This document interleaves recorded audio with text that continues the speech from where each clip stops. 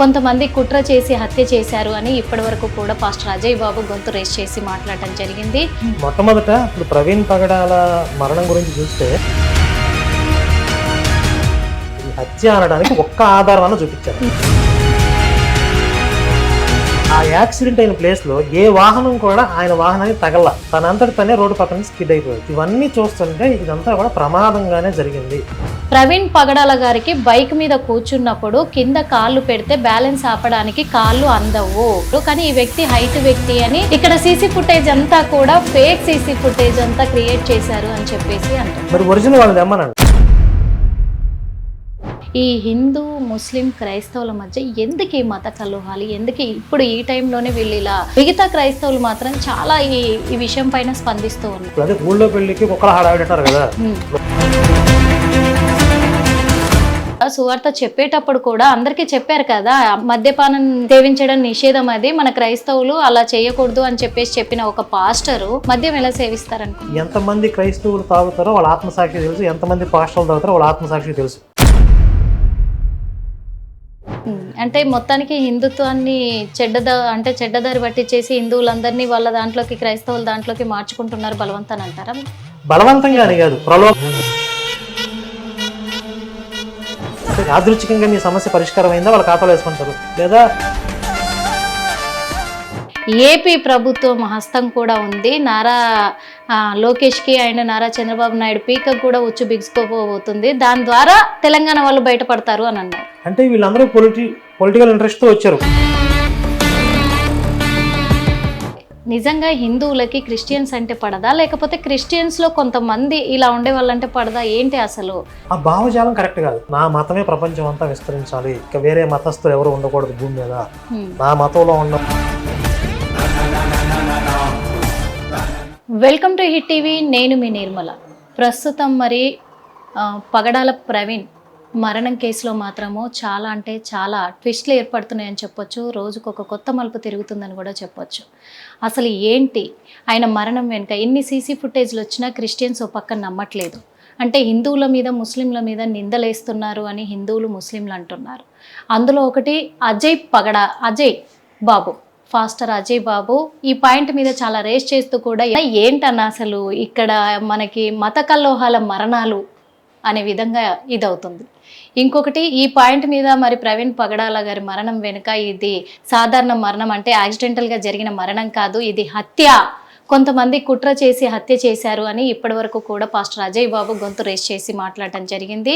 అలాగే ఒక 5 మీద కేసు కూడా ఎఫ్ఐఆర్ ఫైల్ చేయించారు తను అజయ్ బాబు. అయితే తన మీద కేసు నమోదయ్యి ఇప్పుడు రిమాండ్లో ఉన్నారు. అక్కడ మరి తను రిమాండ్కి పంపించిన దాని వెనకాల మీ హస్తం ఉంది అని కూడా కొంతమంది అంటున్నారు. ఏంటి అసలు ఏం జరుగుతుంది? హస్తం కాంగ్రెస్ పార్టీ గుర్తులో ఉంటుంది, ఎవరి అది కాకుండా ఎవరి హస్తం వాళ్ళ దగ్గర ఉంటుంది.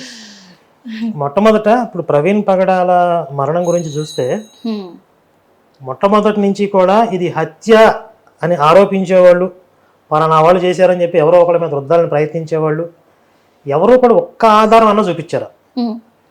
ఇది హత్య అనడానికి ఒక్క ఆధారం అన్న చూపించారు. ఊహాగానాలు కల్పితాలే తప్ప. ఇంకా చెప్పాలంటే ఫేక్ కథనాలు లేకపోతే ఫేక్ ఆధారాలను సృష్టించారు. ఫేస్బుక్లో ఎవడో కామెంట్ పెట్టాడు, ఇదే ఆధారం, ఇది ఏఐ ఫుటేజ్ అని చెప్పి ఒకడు, ఇంకొకటి ఎక్కడో జరిగిన ఇన్సిడెంట్ని తీసుకొచ్చి ఆ వీడియో ఇదే అని చెప్పి, ఇలా వీళ్ళు సృష్టించినవి కొన్ని కల్పితాలు తప్ప ఒక్క ఆధార సహితంగా ఎవరు మాట్లాడలేదు. కానీ కొన్ని వాస్తవాలు బయటపడే కొద్దీ ఆయన ఇంటి దగ్గర నుంచి బయలుదేరిన దగ్గర నుండి ఎక్కడికి వెళ్ళాడు, ఏ టైంలో ఎక్కడ ఉన్నాడు, 3-4 గంటల మధ్యలో మిస్ అయ్యాడు, అక్కడ ఎక్కడ ఉన్నాడు అని మొదటి రోజు తెలియదు. అంటే పోలీసులు ఫస్ట్ ప్రెస్ మీట్ పెట్టినప్పుడు తెలియదు. తర్వాత విజయవాడలోనే అలసిపోయి ఒక పార్కులో పడుకున్నాడు.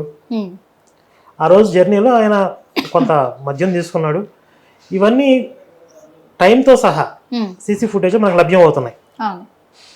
మొత్తం 15 గంటల సీసీ ఫుటేజ్ తీశారు. అలాగే ఆ యాక్సిడెంట్ అయిన ప్లేస్ లో ఏ వాహనం కూడా ఆయన వాహనానికి తగల, తనంతటి తనే రోడ్డు పక్కన స్కిడ్ అయిపోయాడు. ఇవన్నీ చూస్తుంటే ఇదంతా కూడా ప్రమాదంగానే జరిగింది అనేది అందరికీ అర్థమవుతుంది. కాస్త ఎలాంటి పర్సనల్ ఇంటెన్షన్స్ లేకుండా చూసిన వాళ్ళకి అర్థమవుతుంది. కానీ ఒక పర్సనల్ ఎజెండా పెట్టుకుని ఉమ్, ఈ ప్రమాదాన్ని ఒక హత్యగా చూపించి కొంతమంది మీద రుద్దాలి, ఉమ్, మత కలహాలు సృష్టించాలి, ఉమ్, ప్రశాంతంగా ఉన్న భారతదేశంలో అల్లకల్లోలు సృష్టించాలి అనే ఒక ఎజెండాతో ఉన్నటువంటి కొన్ని మత మార్పిడి ముఠాలకి ఉమ్, ఇది హత్యలా కనపడుతుంది. ఓకే. అందులో ప్రధానంగా ఇప్పుడు ఈ 4-5 ఎవరైతే పాస్టర్లు ఉన్నారో వీళ్ళు పిచ్చుకుక్కల్లాగా మాట్లాడడం ఉమ్, ఇవన్నీ చేస్తాం. అయితే అతను అందులో ఉన్నటువంటి ఒక వ్యక్తి ఎందుకు అరెస్ట్ అయ్యాడు అంటే స్పష్టమైన సమాచారం ఇప్పటికీ తెలియదు. ఉమ్, ఒక సమాచారం ఏంటంటే ఇంకొక పాస్టర్ గారు పెట్టిన కేసులో ఇతను అరెస్ట్ అయ్యాడు. ఓకే. ఆయన పేరు జోసెఫ్ గారు కేసు ఫైల్ చేశారు. ఎందుకు? ఈయన నేను హిందూ దేవీ దేవతల విగ్రహాలే కాదు యేసు విగ్రహాలను కూడా పగలగొడతాను, మరియమ్మ విగ్రహాలను కూడా పగలగొడతాను ఉమ్, అని ఒక ఇంటర్వ్యూలో మాట్లాడాడు. ఉమ్, అది ఒకసారి నేను ప్లే చేస్తాను. ఓకే. విగ్రహారాధన చేయడానికి అవకాశమే లేదు. మీరు నన్ను ఏమడుగుతున్నారు అంటే మరి యేసుక్రీస్తు ప్రభు విగ్రహాలు మరే విగ్రహాలు ఎందుకు పెడతారు, ఇది మీ ప్రశ్న. అంటే జూడో మతంలో విగ్రహారాధన జూడో మతంలో కూడా విగ్రహారాధన లేదు.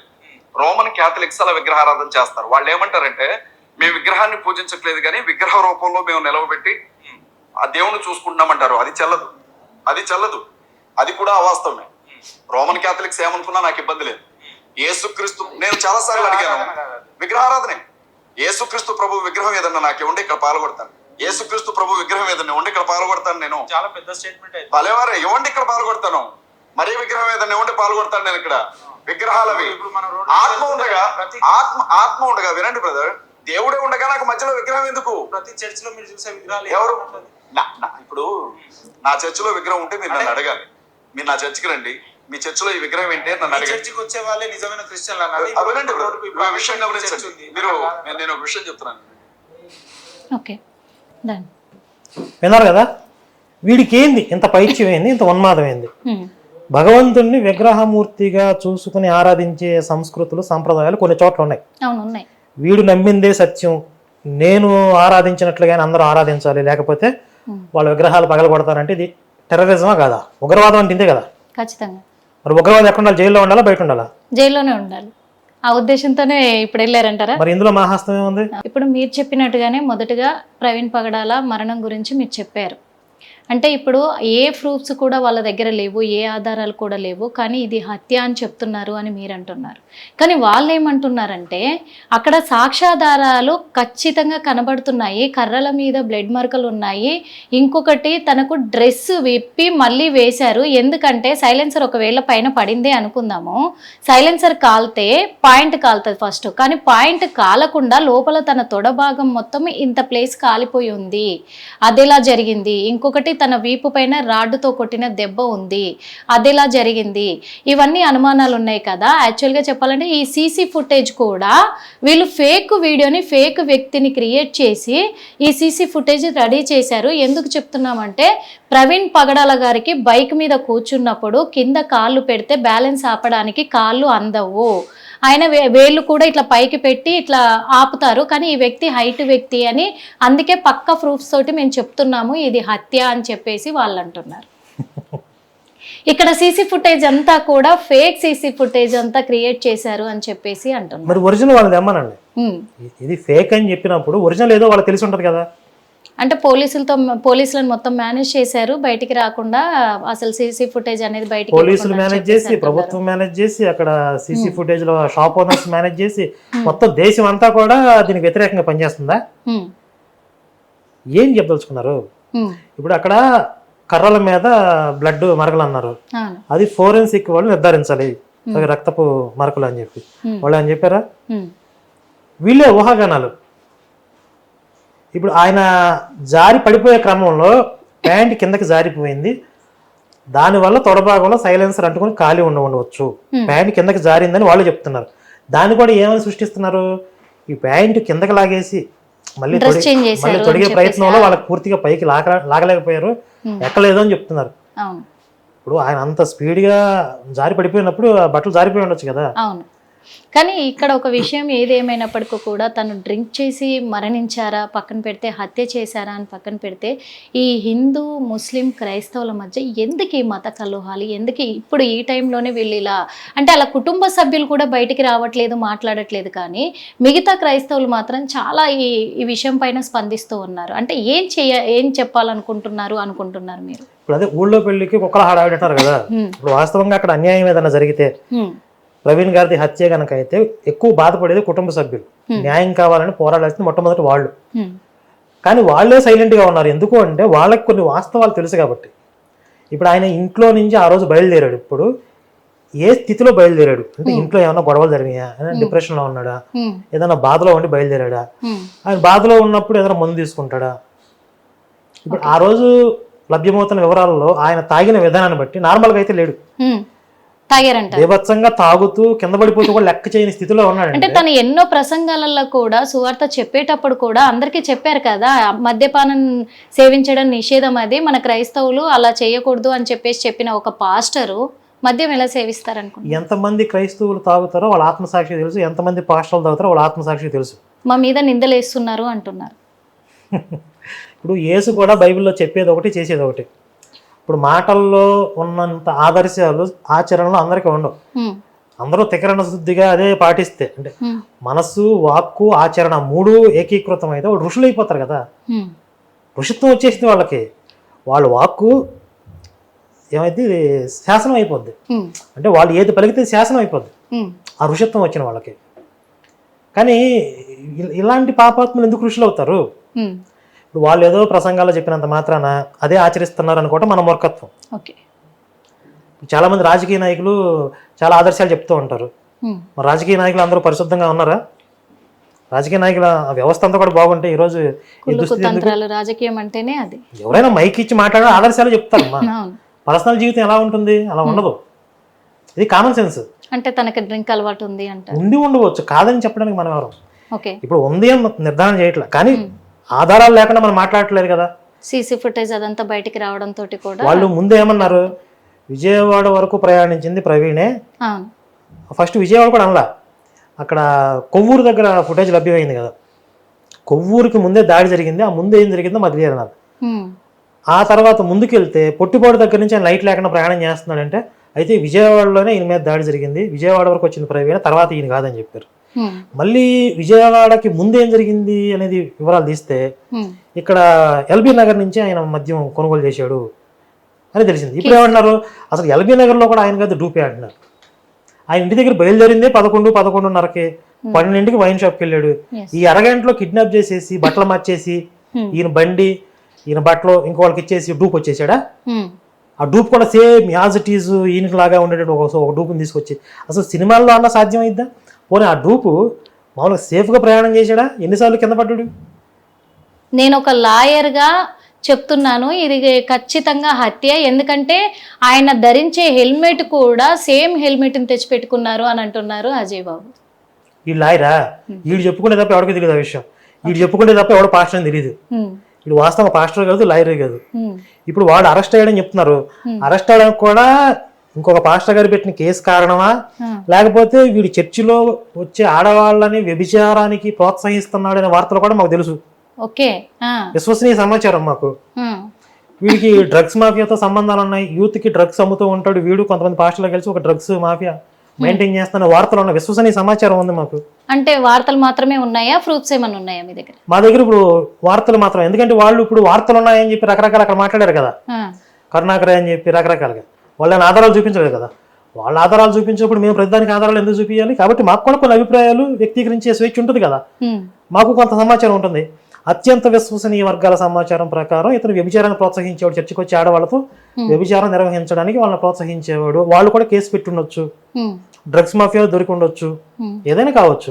అంటే అజయ్ బాబు మరొక మాట అంటున్నారు. ఏమంటున్నారంటే, ప్రవీణ్ పగడాల ప్రతి ప్రసంగంలో కూడా మాకు క్రైస్తవులకు అన్యాయం జరగొద్దు అని చెప్పేసి సువార్తను ప్రకటించారే తప్ప ఎక్కడ హిందువులని అసహ్యంగా మాట్లాడలేదు. కాకపోతే మమ్మల్ని అవమానించినప్పుడు మాత్రమే వాళ్ళకు జవాబు చెప్పాడు. అంటే అది కూడా ఏ రకమైందంటే యేసు ప్రభు మరియకి ఉంచుకున్న వాళ్ళకి పుట్టాడు అని చెప్పేసి అసభ్యంగా హిందువులు మాట్లాడుతున్నారు. అది ఎంతవరకు కరెక్ట్ అని అడుగుతున్నారు. మరి దీని మీద న్యాయం ఉందా? అసలు చనిపోయిన ప్రవీణ్ పగడాల పరువు తీసింది వీళ్ళే, ఈ చిల్లర పాస్టర్లే. ఆయన యాక్సిడెంట్లో పోయాడు, కుటుంబ సభ్యులు మాకు పోస్ట్ మార్టం కూడా ఇచ్చేసి మేము తీసుకెళ్ళిపోతా అన్నారు. కుదరదు, పోస్ట్ మార్టం దగ్గర హత్య అని చెప్పి రకరకాలుగా రెచ్చగొట్టే ప్రయత్నాలు చేసి ఇప్పుడు ఇవన్నీ కూడా బయటకు వచ్చి ఆయన తాగి అపస్మారక స్థితిలోకి వెళ్ళిపోవటం, అంటే ఒక రోడ్డు మీద పడిపోయి పార్కులో రెస్ట్ తీసుకోవటం, ఇవన్నీ కూడా కొంతమంది జీర్ణించుకోవాలని వాస్తవాలు. ఇవన్నీ కూడా బయటకు వచ్చి ఒక చనిపోయిన వ్యక్తి గౌరవానికి కూడా భంగం కలగడానికి కారణం వీళ్ళు. అలాగే ఇప్పుడు ఏం చెప్తున్నారు వీళ్ళు, ఆయన హిందుత్వం గురించి ఎప్పుడు మాట్లాడు. ఇప్పుడు ఆయన వీడియోలన్నీ తీసి ప్లే చేస్తే చనిపోయిన వ్యక్తి గురించి కాబట్టి మనం అంత మాట్లాడాం. అంటే మా యేసు ప్రభు పుట్టుకనే వాళ్ళు నిందించారు, అప్పుడు మేము మాట్లాడకుండా ఎలా ఉండగలము? మరి అంత అసభ్యంగా మాట్లాడొచ్చా అంటున్నారు. మరి మాట్లాడొచ్చా అలా మాత్రం? ప్రవీణ్ పగడాలకి నేను ఇచ్చిన కౌంటర్స్ చాలా ఉన్నాయి అమ్మ, శివశక్తి వీడియోలు ఛానల్. అందులో ఆయన ఏదో క్రిస్టియన్ సభలకు వెళ్ళి, ఒక క్రిస్టియన్ సెమినార్కి వెళ్ళి హిందుత్వం గురించి మాట్లాడాల్సిన అవసరం ఉందా? వాళ్ళు ఏదో క్రిస్టియన్ సభలు పెట్టుకున్నారు, అక్కడ హిందుత్వం గురించి అవసరం ఏంటి? రాముడు అదేని, సీతమ్మ వారు ఇదని, రకరకాలుగా ఆయన మాట్లాడిన వీడియోలు ఉన్నాయి, వాటికి మేము కౌంటర్స్ ఇచ్చాం. అంటే ఒక క్రిస్టియన్ గురించి మీరు తప్పుగా మాట్లాడుతూ ఉంటేనే మేము అనాల్సి వచ్చింది అంటున్నారు. నేను దీని మీద ఎన్నో ఛాలెంజ్లు చేశాను. ఫస్ట్ ముందు ఎవరు మొదలు పెట్టారు? చర్చి పెడతానండి అంటున్నా. మొట్టమొదట ఇతర మతాలను దూషించడం అనే ఒక ఈ దరిద్రపు కొట్టు లక్షణం ఎవరి దగ్గర ఉంది? అసలు ఎవరి మత గ్రంథంలో పరమతం గురించి రాశారు?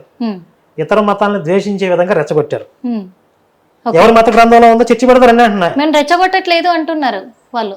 అజయ్ బాబు కూడా మన అన్నాడు, మేము అసలు ఎవరిని రెచ్చగొట్టము, మాలో ఉన్న క్రైస్తవులకు మాత్రమే మేము సువార్త చెప్పుకుంటా ఉంటాము అంతే తప్ప మేము సువార్త ప్రకటించుకుంటాం కానీ ఎవరిని మేము మా మతంలోకి రండి అని మేము పిలవలేదు కదా, ఎందుకంత బాధ అవుతుంది వీళ్ళకి అంటున్నారు. పోర్న్ స్టారు పాతివ్రత్యం గురించి ప్రసంగం చేసినట్టుంది. వాళ్ళు పరమతాల గురించి ఆదర్శాల గురించి మాట్లాడడం ఏంటి? నేను చర్చి పెడతానండి అంటున్నా కదా. ఎవరు మత గ్రంథంలో పరమత ద్వేషం ఉంది, ఒకవేళ ఉంటే తీసేద్దాం. ఆ వాక్యాలు ఏమైనా ఉంటే మీరు ఎప్పుడో ఆధునిక యుగం, ఆటవిక యుగాల్లో రాసుకున్నారు. మీరు రాతి యుగాల్లో, ఆటవిక యుగాల్లో రాసుకున్నారు. పశుబలంతో వాటిని అమలు చేశారు, కొన్ని దేశాల్లో ఆక్రమించుకున్నారు. సర్వన్నీ అయిపోయాయి. ఇప్పుడు ప్రజాస్వామ్యం విలువలు అన్నీ ఉన్నాయి కదా.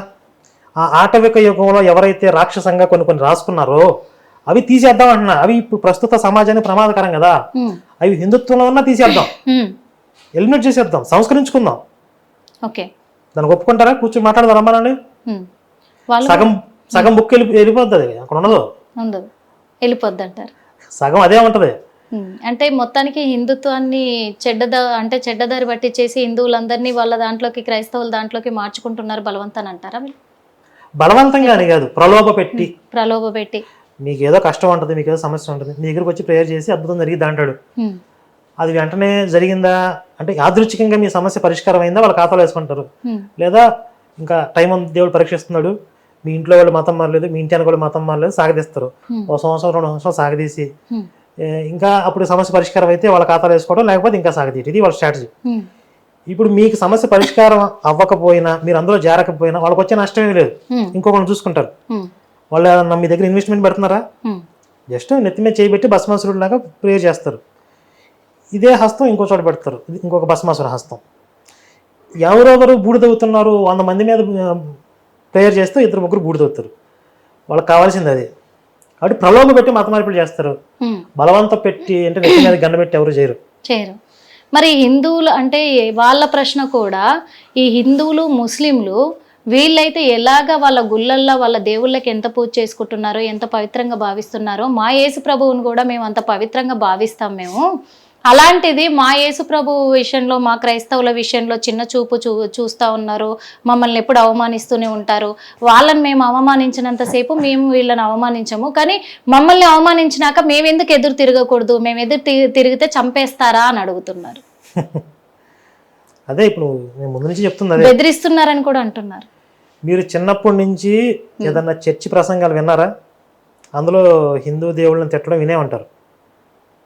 అంటే ప్రతి ఒక్కరికి ఈ అనుభవాలు తెలుసు. ఇప్పుడు నేనేదో కొత్తగా చెప్పాల్సిన అవసరం లేదు, మీరేదో కొత్తగా చెప్పాల్సిన అవసరం లేదు. సమాజంలో ఏం జరుగుతుందో అందరికీ తెలుసు. ఈ పాస్టర్లు పొద్దున్న లేస్తే చర్చిలో పరమత ద్వేషాన్ని వెళ్ళగక్కకుండా వాళ్ళకి పూట గడవదు. ఏదైనా దేవాలయంలో పూజారి గారు అర్చన చేస్తున్నారు, అక్కడ యేసు గురించి ఎవరైనా మాట్లాడుతున్నారు? అసలు అవసరమే లేదు వాళ్ళకి. వాళ్ళు ఏదో పూజ చేసుకుంటారు, ప్రసాదం తీసుకుంటారు, వెళ్ళిపోతారు. కానీ వీళ్ళందరినీ కూర్చోబెట్టి చర్చిలో కూర్చోబెట్టి మళ్ళీ వీళ్ళు హిందుత్వంలోకి ఎక్కడ వెళ్ళిపోతారో అనే భయం, హిందుత్వం నుంచి వచ్చారు మళ్ళీ తిరిగి వెనక్కి వెళ్ళిపోతారా అనే భయంతో ఆ హిందుత్వం మీద లేనిపోని ద్వేషాన్ని వాళ్ళకి ఎక్కించాలి. వీళ్ళు వెళ్ళిపోతే నష్టం ఏంటి? వీళ్ళకి ఆదాయం తగ్గిపోద్ది. దశంభాగాలు ఇవ్వాలి కదా అందరూ, కాబట్టి వాళ్ళు కాపాడుకోవాలనే భయంతో ఇతర మతం మీద, హిందుత్వం మీద విషం ఎక్కాలి. ఇప్పుడు పూజారి గారికి ఎవరు దేవాలయానికి వస్తున్నారు, ఎంతమంది వస్తున్నారు, వీళ్ళు వచ్చే వారం వస్తారా అనే భయం ఉండదు కదా ఆయనకి. వచ్చిన వరకు అందరికి ప్రసాదాలు ఇస్తారు, పూజలు చేస్తారు. ఈ వారం ఎంతమంది వచ్చారు, వీళ్ళందరూ మళ్ళీ నెక్స్ట్ వారం రావాల్సిందే, లేకపోతే నాకు ఇన్కమ్ ఉండదు, అట్లా ఏమి ఉండదు కదా. కాబట్టి ఇక్కడ వ్యవస్థ వేరు, అక్కడ వ్యవస్థ వేరు. ఇది ఒక ఆర్గనైజ్డ్గా, ఒక వ్యాపార కేంద్రంగా నడుస్తుంది. కొంతమందిని సమీకరించుకోవాలి, వాళ్ళు జారిపోకుండా కాపాడుకోవాలి జాగ్రత్తగా. ఇతర మతాల్లోకి మళ్ళీ వచ్చిన మతంలో వెనకపోకుండా చూసుకోవాలి, వాళ్ళ దగ్గర నుంచి ఆదాయం పిండుకోవాలి, అందరిని అందులోకి తీసుకోవాలి. అంతేనా? ఎన్ని బెదిరింపులు చూస్తున్నారు మీరు 10% గురించి? కుప్పలుగా మీరు దశంభాగాలు ఇవ్వకపోతే నాశనం అయిపోతారో, దీని దశంభాగాలు ముందు కట్టు గన్ను పెట్టి మాట్లాడినట్లుగా వాళ్ళు మాట్లాడుతున్నారు లేదా? వీడియోలు ఉన్నాయి లేవా?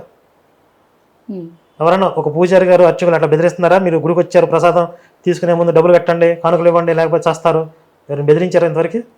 అలా పెట్టకుండా మరి హిందూ దేవాదాయ శాఖలలో మొత్తం కూడా దర్శనం టికెట్లు అంటూ స్పెషల్ టికెట్లు పెట్టారు కదా. ఇప్పుడు దేవాదాయ శాఖలోకి దేవాలయాలు వెళ్ళాయి కాబట్టి వాళ్ళు నిర్వహణ కోసం పెట్టారు.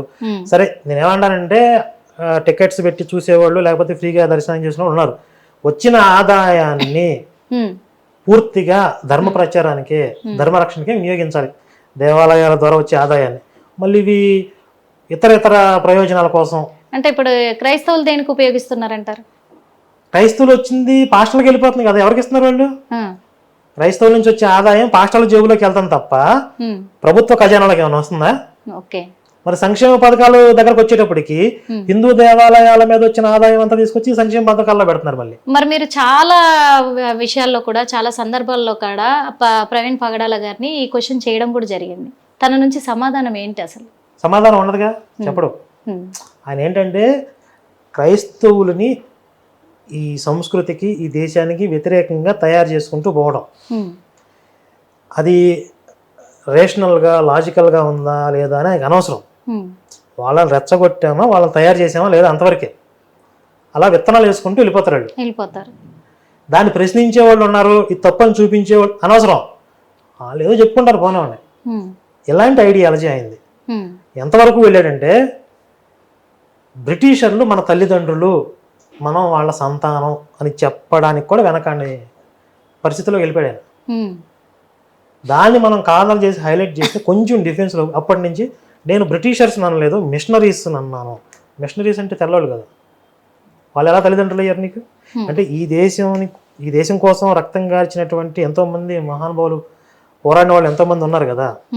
వాళ్ళందరూ కాకుండా ఎక్కడి నుంచో వచ్చిన, పైగా వాళ్ళు ఇక్కడికి వచ్చి దోచుకుపోయిన వాళ్ళు ఈయన తల్లిదండ్రులు ఎలా అయ్యారు?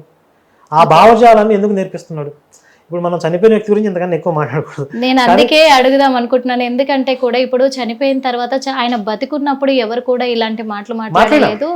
చనిపోయిన తర్వాత ఒక తాగుబోతుగా ముద్రించేసి చనిపోయాడు అని చెప్పేసి ఒక తాగుబోతుని చేసిరు అని అంటున్నారు. ఇది ఎంత వరకు కరెక్ట్ అంటే? ఆయన తాగుతాడు అనే విషయం మొన్నటిదాకా మనకు, అంటే ముందు తాగేవాడిని, డ్రగ్స్ తీసుకునేవాడిని ముందు ఆయన చెప్పాడు.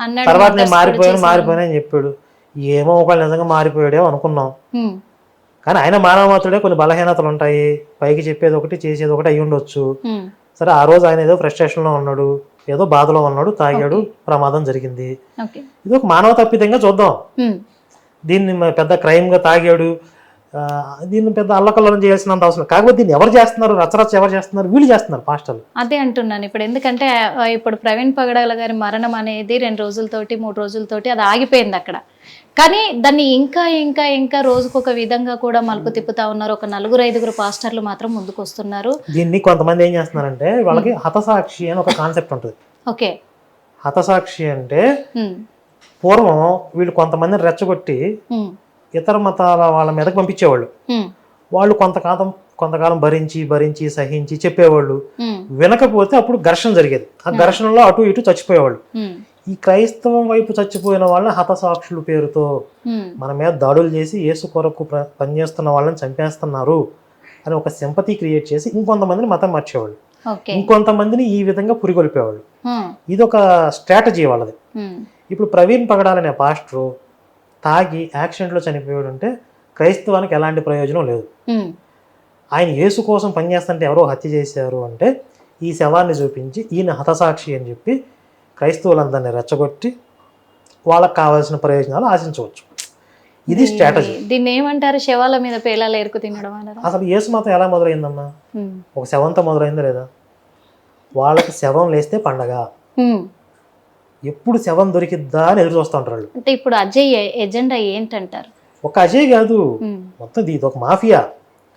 ఇప్పుడు ప్రవీణ్ గారిని, చనిపోయిన ప్రవీణ్ పగడాలని హతసాక్షి అనే పేరుతో ఉమ్, మన క్రైస్తవం మీద దాడులు ఉమ్, అని హిందుత్వం మీద, హిందూ భావజాలం మీద విద్వేషాన్ని రగిల్చి క్రైస్తవుల్లో వాళ్ళందరినీ రెచ్చగొట్టి రెచ్చగొట్టి రాజకీయంగా వీళ్ళకి కావాల్సిన ప్రయోజనాలు సాధించుకోవడంలో భాగంగా ఉమ్, ప్రవీణ్ పగడాల ఆ మృతదేహాన్ని వాడుకుంటున్నారు వీళ్ళు. ఉమ్, శవంతో చేసే రాజకీయాలు వీళ్ళు. ఉమ్, వీళ్ళు కనుక ఇలాగే ఎక్కువ చేస్తే అది ప్రమాదం అని తెలిసినా కూడా ఉమ్, హతసాక్షి అని, హిందువులు చంపారని హిందూ సంస్థల మీద మా మీద తోసే ప్రయత్నం చేస్తే కనుక ఉమ్, ఏదైతే ఈ మార్చి 25వ తారీఖు ఉందో, ఉమ్, అంటే 24 నైట్ ప్రమాదం జరిగింది అని వివరాలు తెలుస్తున్నాయి. 25 బయటకు వచ్చింది. అవును, ఈ మార్చి 25ని మేము విద్రోహ దినంగా ప్రకటిస్తాం.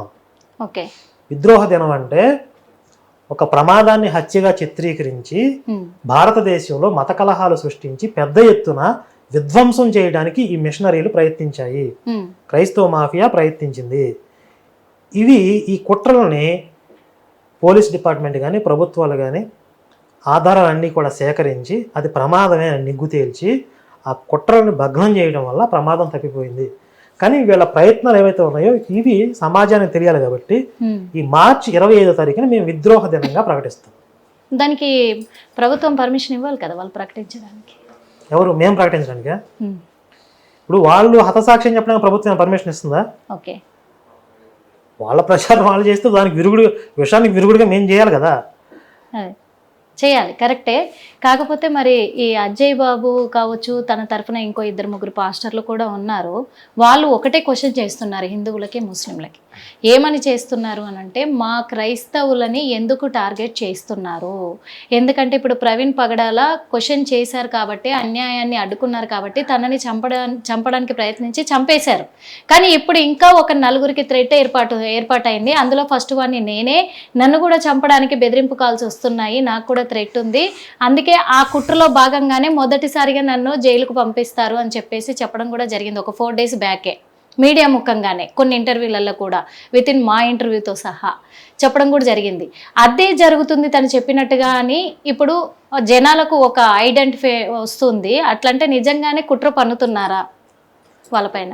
ఇప్పుడు చిన్నపిల్లల మీద, ఆడవాళ్ళ మీద లైంగిక వేధింపులు చేసేవాడు వచ్చి నేను ఆడవాళ్ళని ఉద్ధరించడానికి ఆ విధంగా వేధింపులు చేస్తున్నాను, వాళ్ళని మానసికంగా బాగా స్ట్రాంగ్ చేయడానికి త్వరలో నేను అరెస్ట్ అవుతాను చెప్పారు ఖచ్చితంగా అని ఆ రేపిస్టు, ఆ శాడిస్టు చెప్పారు అనుకోండి. నిజంగానే వాడు వేధింపులు చేసినా అరెస్ట్ చేసి, నేను ముందే చెప్పా కదా నన్ను అరెస్ట్ చేస్తారని, కాబట్టి కుట్రలో భాగం అంటే సరిపోయిద్దా? ఇప్పుడు వాడు చేసేదే వెధవ పని, ఆ వెధవ పనికి అరెస్ట్ చేస్తారని తెలుసు. వాడు దేశం కోసం పోరాటం చేస్తున్నాడా? యేసు విగ్రహాలే పగలబడతాడు అని చెప్పాడంటే వాడు ఉన్మాది కదా. ఇంత ఉన్మాదంగా చేస్తున్నాను కాబట్టి ఎవరో ఒకరు కేసు పెడతారు, అరెస్ట్ చేస్తారు. పెద్ద విచిత్రం ఏముంది? అయితే ముందే ఒక ముక్కలా పడేస్తే తర్వాత దీన్ని ప్రోపగాండా చేసి దీని మీద మళ్ళీ రావాల్సిన ప్రయోజనాలు వాడు బయట రంగానే ఫండ్ రైజ్ పెడతాడు చూడండి.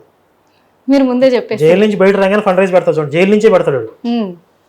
వాడు మణిపూర్ శవాల మీద 3 కోట్లు ఏరుకున్నాడు. మణిపూర్ గొడవలు జరిగినాయి కదా, అది అసలు 2 వర్గాల మధ్య జరిగిన ఘర్షణ, మతాల మధ్య జరిగిన ఘర్షణ అసలు ఎవరికీ తెలియదు, పూర్తి వివరాలు తెలియవు. 2 జాతుల మధ్య వైరం అని చెప్తున్నారు. మైతేయులు, కుకీల మధ్య జరిగిన గొడవలు అవి. ఇవి క్రైస్తవులకి హిందువులకి మధ్య జరిగిన గొడవలు అని చెప్పి, క్రైస్తవుల చర్చిల్ని తగలబెడుతున్నారని చెప్పి, నేను వాళ్ళని ఉద్ధరిస్తానని చెప్పి ఇక్కడ ఫండ్స్ కలెక్ట్ చేసి 3 కోట్లు పెట్టి స్థలాలు కొనుక్కున్నాడు. ఇది ఎవరు చెప్పారు? నేను చేసిన ఆరోపణ కాదు, పాస్టర్ విజయ్ కుమార్ చెప్పాడు. పాస్టర్ విజయ్ కుమార్ కూడా ఆధారాలు చూపిస్తూ మాట్లాడాడు. అతని బ్యాంక్ స్టేట్మెంట్ తీసి ట్రాన్సాక్షన్స్ ఎవరెవరికి వెళ్ళాయి, ఇతని భార్య అకౌంట్లోకి ఎంత డబ్బులు వచ్చాయి, ఉమ్, మొత్తం ఆధారాలు చూపించాడు. 3 కోట్లు. మొట్టమొదటి నాకు తినడానికి తిండి లేదు అని చెప్పిన పాస్టర్ అజయ్ కుమార్ ఉమ్, ఈరోజు కోట్ల రూపాయలకి యజమాని అయ్యానని చెప్తున్నాడు. ఏం చేస్తే యజమాని అయ్యాడు కోట్ల రూపాయలకి? శవాల మీద చిల్లరేకం కదా. అంటే శవం మీద బాగా కలిసి వచ్చింది. మణిపూర్ శవాల మీదే 3 కోట్లు వస్తే ఆంధ్రాలో ప్రవీణ్ కుమార్ శవం మీద కనీసం 20 కోట్లు రావని వచ్చాడు. ఓకే. వీళ్ళందరూ ఆశ అదే. వీళ్ళందరూ కలిసి దీన్ని ఒక ప్రాపగండా ప్లాన్ చేసి ప్రకారం ఇప్పుడు ఇచ్చేస్తున్నారు ఆల్రెడీ అంటారు. మొదలు పెట్టారు. ఇప్పుడు ఏం చేస్తున్నారంటే ఆ, ప్రవీణ్ పగడాల గారి జ్ఞాపకార్థ కూడిక, ఆత్మీయ కూడిక అని చెప్పి సభలు పెడుతున్నారు ఎక్కడెక్కడ. ఆ, సభలు పెట్టి ఈ సభ పెట్టడం మాకు 10 లక్షలు అవుతాయి, 25 లక్షలు అవుతాయి అని చెప్పి డబ్బులు వసూలు చేస్తున్నారు. డబ్బులు వసూలు చేస్తారు. చేస్తున్నారు ఎవరి కాళ్ళే. ఆ, అంటే తను పక్క ఆధారాలు కూడా నేను మొత్తం కూడా గ్యాదర్ చేస్తున్నాను ఎవరు? అజయ్ అన్నారు. ఒక్కటన్నా ఉమ్, ఒక్కటన్నా చూపించాడు. అన్ని కలెక్ట్ చేస్తున్నాను, నేను ఆధారాలన్నీ సంపాదిస్తున్నాను, నేను పక్క ప్రూఫ్స్ అన్ని బయట పెడతా. ఇప్పుడు- ఇంకొకటి ప్రవీణ్ పగడాల మరణం వెనుక ఏపీ ప్రభుత్వం హస్తం కూడా ఉంది. నారా లోకేష్ కి అండ్ నారా చంద్రబాబు నాయుడు పీకకు కూడా ఉచ్చు బిగుసుకోబోతుంది. దాని ద్వారా తెలంగాణ వాళ్ళు బయటపడతారు అని అన్నారు. ఉహు. అంటే ఎందుకు ఆ మాట అనాల్సి వచ్చిందంటారు? అంటే వీళ్ళందరూ పొలిటికల్ ఇంట్రెస్ట్తో వచ్చారు. ఓకే. ఇప్పుడు ఆ మధ్య ఆ జానబన్ని లింగం అనేవాడు వైసీపీ కార్యకర్త, వైసీపీలో ఏదో పదవి ఉందని చెప్తున్నారు. ఆ, వాడు వచ్చి నేను ఓచకోతలు కోసేస్తాను హిందువులను అన్నాడు. ఆ, అంటే క్రైస్తవులకి హిందువులకి మధ్య గొడవ పెట్టడానికి వచ్చాడు. ఉమ్, అలా గొడవలు జరిగి తన్నుకు చేస్తే ఈ ప్రభుత్వం విఫలమైంది అని చెప్పి ప్రభుత్వం రాజీనామా చేయాలి, దిగిపోవాలని చెప్పి డిమాండ్లు చేయొచ్చు. ఉమ్, ఇలా పొలిటికల్ ఇంట్రెస్ట్తో ఈ మత కలహాలుగా మార్చడానికి కూడా అయ్యి ఉండొచ్చు కదా. వీడు ఏమంటాడు, ఇంతకుముందు అజయ్ గడు ఉమ్, నేను ఇక్కడ తెలంగాణ కాంగ్రెస్ పార్టీలో నాకు ఒక పదవి ఉంది అని చెప్పాడు. మరి ఇక్కడ అరెస్ట్ చేసింది కాంగ్రెస్ గవర్నమెంటేనా? ఉమ్. మరి ఇది కూడా కాంగ్రెస్ గవర్నమెంట్ కుట్రేనా? ఆ పార్టీ మనిషినే చెప్పుకున్నాడు కదా. అవును, చెప్పారు. ఇప్పుడు ఇందులో రేవంత్ రెడ్డి హస్తం ఉందా? ఈ పీసు గారిని అరెస్ట్ చేయడం రేవంత్ రెడ్డినో లోకేష్ గారు ఇప్పుడు అదే అనుకోవాలి. ఇప్పుడు అదే అనుకోవాలి. కాసేపు అంటే మోదీ గారి హస్తం కూడా ఉందని చెప్తాడు వీడు. ఇప్పుడు అదే అనుకోవాలి జనం ఇప్పుడు కూడా. ఈ అజయ్ గారిని అరెస్ట్ చేయడానికి మోదీ గారు, ఆ, అమిత్ షా, ఉమ్, అజయ్ దోవల్ వీళ్ళందరూ కూడా పెద్ద కాన్ఫరెన్స్ పెట్టుకుని రాత్రి అంతా ప్లాన్ చేసుకుని ఓకే. అంటే చేశారా ఇప్పుడు? నిజంగా ఒక విషయము అటు ఆ క్రైస్తవుల నుంచి క్లారిటీ తీసుకుంటే ఒక విధంగా ఉంది, హిందువుల నుంచి క్లారిటీ తీసుకుంటే ఒక విధంగా ఉంది. ఇప్పుడు ఒక విషయం అజయ్ ఇప్పుడు అనేవాడు ఆ, డే 1 నుంచి ప్రవీణ్ పగడాల యాక్సిడెంట్ జరిగిన డే 1 నుంచి ఎన్నో చెప్పాడు. అవును, ఒకటి అర్ధరాత్రి 1 గంటకి ఫోన్ మెసేజ్ వచ్చింది వాళ్ళ ఇంట్లో వాళ్ళకి అని చెప్పాడు. అవును, అది అబద్ధం తేలిపోయింది. ఉమ్, అలాంటి మెసేజ్ ఏది రాని పోలీసులు చెప్పారు, వాళ్ళు ఫ్యామిలీ మెంబర్స్ కూడా చెప్పారు. వాళ్ళ వైఫ్ కూడా చెప్పారు. అలాగే ఇంట్లో వాళ్ళని బెదిరిస్తున్నారు, కూతుర్ని కూడా చంపుదామని చెప్పి బెదిరింపులు వచ్చాయని చెప్పారు. అవును, ఇంట్లో వాళ్ళని అడిగితే అలాంటి బెదిరింపులు ఏం లేవని చెప్పాడు. ఉమ్, వాళ్ళే చెప్పారు. ఇంకా ఎన్నో ప్రాపగాండా చేసుకుంటా పోయాడు. పోస్ట్ మార్టం చేయడానికి వీలు లేదు, మీ భర్త శవాన్ని ఇప్పటి తీసుకుపోయి వరకు కూడా బయటికి రానివ్వలేదు కదా. లేదు లేదు. ఉమ్, అతను చేసిన ఆరోపణ ఏంటంటే మీ భర్త శవాన్ని తీసుకెళ్లిపోండి మర్యాదగా పోస్ట్ మార్టం చేయకుండా అని చెప్పి భార్యని బెదిరించారు అవును, అని చెప్పాడు. అవును, ఎవరు? అజయ్ అనేవాడు. అవును, కానీ జరిగింది ఏంటి? వాళ్ళ వైఫే జరిగిందే జరిగిపోయిన ప్రమాదం, మేము బాడీని తీసుకెళ్ళిపోతాం, పోస్ట్ మార్టం వద్దని చెప్పి తను అడిగింది. అవును. వీడు రివర్స్లో ప్రచారం చేశాడు. అంటే ఇంటెన్షనల్గా కావాలని అబద్ధాలు ప్రచారం చేస్తున్నాడా లేదా? ఇది ఉమ్. ఆధారాలు కనబడుతున్నాయా? ఇప్పుడు ఇదంతా తను చెప్పేదంతా కూడా తప్పు అని చెప్పడానికి, ఇటు హిందువులు మాట్లాడుతున్నాయి కూడా కరెక్టా రాంగ్ అని తేల్చడానికి ఏం చేస్తే అసలు ఈ నిజాలు బయటకు వస్తాయి అంటారు అసలు? ఇప్పుడు ఇన్వెస్టిగేషన్లో నిజాలన్నీ బయట పడుతున్నాయి ఆల్రెడీ. అవి తప్పు అంటున్నారు కదా వాళ్ళు. తప్పు అంటే సరిపోయిద్దాయిగా. అవి తప్పుడు ప్రచారాలు అంటున్నారు. ఇప్పుడు ఇన్ని ఆధారాలు కనపడుతుంటేనే ఇవి తప్పు మేము నమ్మం అంటే, ఏ ఆధారం లేకుండా మా యేసు మీకోసం చచ్చిపోయాడు మీరు నమ్మండి అని ఎలా చెప్తారు వీళ్ళు? ఇప్పుడు మేమంటామంటే ఏదో మా కోసం చచ్చిపోయినట్టుగా సీసీ ఫుటేజ్ చూపించమంటాం. ఇప్పుడు ఆ రోజు మా కోసం చచ్చిపోయినట్టుగా చూపించగలరా? ఏ ఆధారాలు చూపించి ఈరోజు భారతదేశంలో 10% 10 కోట్ల మంది మత మార్పిడి చేశారు వీళ్ళు? ఇన్ని ఆధారాలు కళ్ళ ముందు కనపడుతుంటే వీళ్ళు నమ్మరా? ఒక గుడ్డి నమ్మకంతో మా యేసుని నమ్ముకొని పీసుని నమ్ముకొని అని మత మార్పిడి చేస్తారా? వీళ్ళు డబల్ స్టాండర్డ్స్ ఏంటి అసలు? వీళ్ళని జనాలు మొహం మీద కాండ్రించి ఉమ్మే రోజు దగ్గరలో ఉన్నాయి. ఆల్రెడీ అసహ్యం వచ్చేసింది. వీళ్ళ చండాలని బయట పెట్టుకుంటున్నారు అంతే. వీళ్ళు ఇంకా దిగజారి దిగజారి దిగజారి వీళ్ళ ఒరిజినల్ క్యారెక్టర్ ఏవైతే ఉందో అదంతా రివీల్ అవుతుంది. ఇది ఒక మాఫియా అని ఒక సామాన్య మానవుడికి కూడా, ఒక కామన్ హిందూకి కూడా ఈరోజు అర్థమైంది. నా ఒక్క మాట అడుగుతా నేను, అంటే నిజంగా హిందువులకి క్రిస్టియన్స్ అంటే పడదా, లేకపోతే క్రిస్టియన్స్లో కొంతమంది ఇలా ఉండే వాళ్ళంటే పడదా? ఏంటి అసలు ఎజెండా? ఆ భావజాలం కరెక్ట్ కాదు. ఆ, క్రైస్తవ భావజాలం ఏదైతే ఉందో, నా మతమే ప్రపంచం అంతా విస్తరించాలి, ఉమ్, ఇంకా వేరే మతస్థులు ఎవరు ఉండకూడదు భూమి మీద, ఉమ్, నా మతంలో ఉన్నవాడే రక్షించబడతాడు, మిగిలిన వాళ్ళందరూ శిక్షించబడతారు, ఇది ఒక దుర్మార్గమైనటువంటి ఐడియాలజీ. ఓకే. ఇది అది ఎలా ప్రతి ఒక్కరికి ఉందంటారా క్రిస్టియన్? క్రైస్తవుడిగా మారాడు అంటేనే ఆ భావజాలాన్ని యాక్సెప్ట్ అంతే చేసినట్టు. చేసినట్టు తను ఇంకొకరిని ప్రేరేపిస్తాడు అన్నట్టే ఇంకా. ఇంకొకరిని కలవడానికే చూస్తారు. ఉమ్, అది ఒక వైరస్ లాంటిది. లోపలికి వచ్చిన తర్వాత జాంబీలుగా మారిపోతారు. ఉమ్, అయితే ఎంత మోతాదులో పనిచేస్తుంది అనేది వాళ్ళ వాళ్ళ వ్యక్తిత్వాన్ని బట్టి ఉంటుంది. కొంతమందికి మోరల్ వాల్యూస్ ఎక్కువ ఉంటాయి ఉమ్, బై బర్త్, కొంతమంది తక్కువ ఉంటాయి. ఉమ్, ఇప్పుడు కొంతమంది ఇస్లాం పేరుతో టెర్రరిస్టులుగా మారుతున్నారా, ఉమ్, చంపుతున్నారా, అల్లాహు అక్బర్ అంటున్నారా? మరి ఇస్లాంను అనుసరించే వాళ్ళందరూ ఎందుకు చంపట్లేదు? ఉమ్, ఎందుకంటే ఆ చంపడానికి సిద్ధమైన వాళ్ళలో హ్యుమానిటీ తక్కువ ఉంటుంది, ఉమ్, హ్యుమానిటీ లెవెల్స్ తక్కువ ఉంటాయి, మోరల్ ఎథిక్స్ తక్కువ ఉంటాయి. వాళ్ళలో ఐడియాలజీ బాగా పనిచేస్తుంది, వాళ్ళు చంపుతున్నారు. కానీ హ్యుమానిటీ ఎక్కువ ఉన్న వాళ్ళలో ఆ ఐడియాలజీని డామినేట్ చేస్తుంది. ఉమ్, కాబట్టి రెండు ఫోర్సులు పనిచేయాలి. ఇక్కడ ఐడియాలజీ పనిచేయాలి, వాళ్ళలో సహజంగా ఉన్నటువంటి వ్యక్తిత్వం దానికి అనుకూలంగా ఉండాలి. అలాగే ఈ క్రిస్టియన్ ఐడియాలజీని సపోర్ట్ చేయడానికి కూడా వాళ్ళలో కొంచెం హ్యుమానిటీ ఎథిక్స్ తక్కువ ఉంటే కనుక వీళ్ళు ఫిజికల్గా అటాక్ చేయకపోయినా మెంటల్గా ఇంకొకరిని కొరకడానికో మానసికంగా హిందుత్వాన్ని ద్వేషించడానికో వీళ్ళు ఎప్పుడు సిద్ధంగా ఉంటారు. ఉమ్. కానీ మీరు చెప్పింది వాస్తవమే అనుకుందాము. కానీ ఇంత జరుగుతున్నా, ముస్లింల నుంచి ఇన్ని దాడులు జరుగుతున్నా, క్రైస్తవుల నుంచి ఇన్ని అన్యాయాలు జరుగుతూ వాళ్ళు క్రైస్తవులు మొత్తం హిందువులని ఆ మతంలోకి మార్పిడి చేసుకుంటున్నా కానీ ఎందుకు హిందువులు కదలక మెదలక అలాగే ఉన్నారు? ఎందుకు వాళ్ళని ఎదిరిగలేకపోతున్నారు? ఇప్పుడు తిరుగుబాటు మొదలైంది ఆల్రెడీ. ఉమ్, అంటే చరిత్రలో జరిగిన వాస్తవాలన్నిటి కూడా అర్థం చేసుకుని ఉమ్, ప్రస్తుతం వర్తమానంలో వీళ్ళు ఏ ఎజెండాతో పనిచేస్తున్నారు. ఉమ్, ఒక మతమేమో మా మత సామ్రాజ్యంగా మారుస్తామని వాళ్ళు, ఇంకొక మతం మా మత సామ్రాజ్యంగా మారుస్తామని వీళ్ళు. అవును. ఈ ప్రయత్నాలు స్పష్టంగా హిందువులకు అర్థం అవుతున్నాయి. ఇప్పుడు వీళ్ళందరూ ఏకీకృతం అవుతున్నారు రాజకీయంగా మొదలు పెడితే.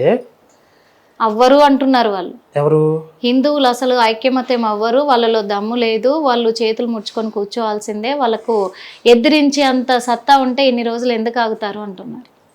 అలా అవరు అనే అభిప్రాయంతోనే ఉమ్, కొన్ని రాజకీయ పార్టీలు కొంతమంది ఏం చేశారంటే హిందువులని పక్కన పెట్టేసేసి, హిందూ ప్రయోజనం పక్కన పెట్టేసి వేరే మతస్థుల్ని మాత్రం బుజ్జగించడమే పనిగా పెట్టుకున్నారు. ఉమ్, ఇప్పుడు హిందువులందరూ సంఘటితమై వీళ్ళు కూడా ఓటు బ్యాంకు పవర్ ఏదో చూపిస్తున్నారు. ఉమ్, చూపిస్తున్న వీళ్ళు గగ్గోలు పెడుతున్నారు. ఇప్పుడు అదేంటి వీళ్ళందరూ మతం పేరుతో మతోన్మాదం పెరిగిపోతుందంట. మతోన్మాదం అంటే ఏంటి? ఉత్తి పుణ్యానికే ఇంకొక మతం మీదకి మనం వెళ్ళి దాడి చేస్తే మతోన్మాదం. అవును. మన మీద జరుగుతున్న దాడిని ఎదిరించి మనల్ని మనం రక్షించుకుంటే మతోన్మాదం ఎందుకు అయింది? ఆత్మరక్షణ అయింది. ఆత్మరక్ష ఖచ్చితంగా. మన ఇల్లు తగలబెడుతున్నారు. ఇల్లు కానీ ఓ పక్క ఏమంటున్నాడు అజయ్ బాబు, ఏమంటుండు, మా క్రైస్తవులు ఓట్లు వేయబట్టే ఈరోజు ప్రభుత్వం ఏర్పడింది అని చెప్పేసి అంటున్నారు. మా క్రైస్తవుల ఓట్లతోనే ఏ నాయకుడైనా గెలిచేది అని అంటున్నారు. సరే వాళ్ళ ఓట్లు వేయడం మానేసేమని అనుకోని, ఉమ్, వాళ్ళ ఓట్లు వేయడం మానేస్తే ఎలక్షన్స్ జరుగుతాయా జరగవా, ప్రభుత్వాలు ఫామ్ అవుతాయా అవ్వవా తెలిసిపోద్ది కదా. మానేసేమనండి. ఉమ్. ఓకే.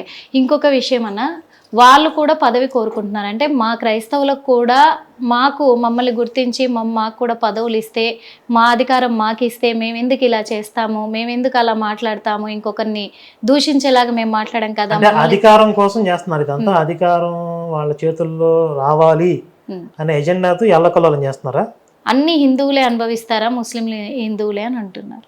మాకు రిజర్వేషన్ తక్కువ ఉంది, అలాగే హక్కులు తక్కువ ఉన్నాయి, మమ్మల్ని చిన్న చూపు చూస్తున్నారు అని చెప్పేసి. భారతదేశంలో హిందువులకి భారతీయ మతాలకు చెందిన వారిగా రిజర్వేషన్స్, అదే వేరే మతస్థులకు రిజర్వేషన్స్ ఉండవు. ఇది అంబేద్కర్ గారు రాసిన రాజ్యాంగంలో ఉంది. మాకు ఈ రాజ్యాంగం నచ్చదు, మాకు ఈ దేశం నచ్చదని మీకు నచ్చిన దేశాన్ని పోండి. ఇక్కడ హిందువులు మెజారిటీ. ప్రజాస్వామ్యం అంటే ఏంటి? మెజారిటీ ప్రజల అభిప్రాయం కదా. మోడీ గారి ప్రభుత్వం ఉంది ఇప్పుడు. మోడీ గారి ప్రభుత్వాన్ని ఎవరు ఎన్నుకున్నారు? మెజారిటీ ప్రజలు ఎన్నుకున్నారు. 100% మంది భారతీయులు మోడీ గారి ప్రభుత్వాన్ని ఎన్నుకోలేదు కదా. కొంతమంది వ్యతిరేకించారు, కొన్ని కోట్ల మంది వ్యతిరేకించారా లేదా? కానీ మెజారిటీ ప్రజలు మాకు మోడీ గారే కావాలని కోరుకున్నారు కాబట్టి ఆయన ప్రభుత్వం ఫామ్ అయింది. అలాగే ఈ దేశంలో ఏ చట్టాలు అమలు అవ్వాలి అనేది నిర్ణయించేది కూడా మెజారిటీ ప్రజలే. కాబట్టి హిందువుల పరిరక్షణ కోసం హిందువులందరూ ఏకీకృతం అయ్యి ఈ దేశం హిందూ దేశంగా ఉండాలి.